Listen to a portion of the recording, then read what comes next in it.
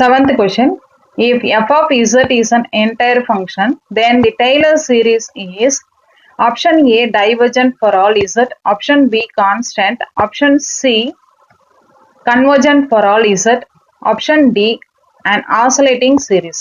இந்த கொஸ்டின் பாத்தீங்கன்னா PGTRB 15 பேட்ச்ல கேட்டிருக்காங்க. இந்த கொஸ்டின்ல ஐடியா பாத்தீங்கன்னா f of zன்றது என்டையர் ஃபங்க்ஷனா இருந்துச்சு அப்படின்னா இந்த டெய்லர் சீரிஸ் என்னவா இருக்கும்னு கேட்டிருக்காங்க.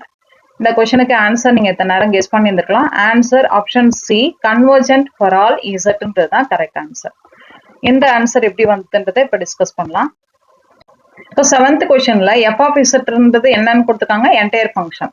அப்படின்னா டெய்லர் சீரிஸ் எப்படி இருக்கும்ன்றது தான் கொஸ்டின்ல கேட்டிருக்காங்க. இப்போ என்டையர் ஃபங்க்ஷன்னா என்னன்றதை ஃபர்ஸ்ட் தெரிஞ்சுக்கலாம். என்டையர் ஃபங்க்ஷன்னாக்க எல்லா இடத்துலயும் அந்த காம்ப்ளெக்ஸ் பிளேன்ல இருக்க எல்லா இடத்துலயும் நம்மளுக்கு அனாலிட்டிக்கா இருக்கணும். அதாவது ஹாலோமார்பிக்கா இருந்துச்சு அப்படின்னா அந்த function is said to be entire function. Analytic at all பாயிண்ட்ஸா இருந்துச்சு அப்படின்னா அந்த function is said to be entire function.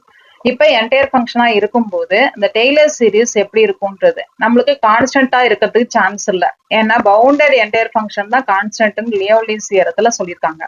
So அப்படி பாத்தீங்கன்னா நம்மளுக்கு ஒண்ணு ஆசிலேட்டிங்காவும் இருக்கிறதுக்கு சான்ஸ் இல்லை. டெய்லர் சீரிஸை பொறுத்த வரைக்கும் நம்மளுக்கு டைவர்ஜென்ட் ஃபார் ஆல் இசட்டா இருக்கணும், இல்லைனாக்கா கன்வர்ஜென்ட் ஃபார் ஆல் இசட்டா இருக்கணும். அப்படி பாத்தீங்கன்னா இந்த இதுல பாத்தீங்கன்னா Taylor series is convergent for all Z. ஏன்னா என்டையர் ஃபங்க்ஷன்னா நம்ம என்னன்னு சொல்லியிருக்கோம், எல்லா இடத்துலயும் நம்மளுக்கு அனாலிட்டிக்கா இருக்கும்னு சொல்லியிருக்கோம் இல்லையா. அதனால நம்மளுக்கு டெரிவேட்டிவ் எல்லா இடத்துலயும் எக்ஸிஸ்ட் ஆகும். அப்படி பாத்தீங்கன்னா டெய்லர் சீரிஸ் கண்டிப்பா நம்மளுக்கு கன்வர்ஜென்டா தான் இருக்கும்.